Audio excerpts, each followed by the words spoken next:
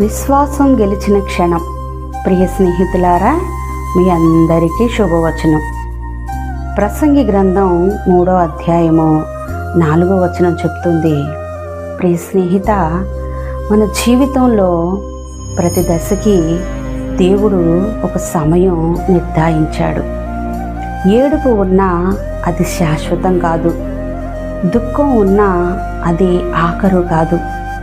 దేవుడు ప్రతి కన్నీటిని లెక్క పెడతాడు, ప్రతి హృదయాన్ని చూస్తాడు, ప్రతి దుఃఖాన్ని ఆనందంగా మార్చే రోజును ఆయన సిద్ధం చేస్తాడు. ఒక కథ.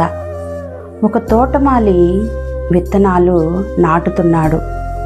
ఆ విత్తనాలు నేలలో పత్తిపడి చీకటిలో ఊపిరి తీసుకోలేక కంగారు పడ్డాయి.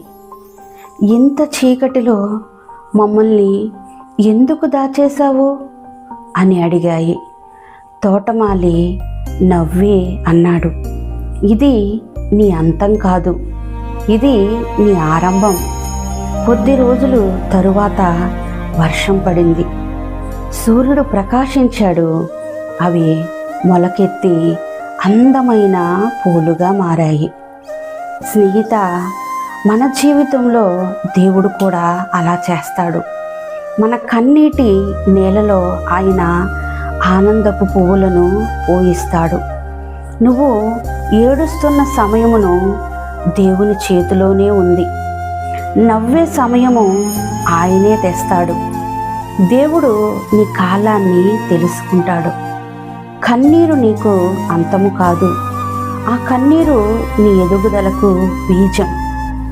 దుఃఖం నిన్ను దెబ్బతీయదు, ఆ దుఃఖం నీ విశ్వాసాన్ని లోతుగా చేస్తుంది. రాత్రి కన్నీరు ఉండవచ్చు, కానీ ఉదయమున ఆనందము కలుగును. అందుకే స్నేహిత, భయపడకు. ఇది నీ ఏడ్పు కాలం అయితే నవ్వే కాలం దగ్గరలోనే ఉంది. దేవుడు నీ కాలాన్ని మార్చే దేవుడు. దేవునికే మహిమ.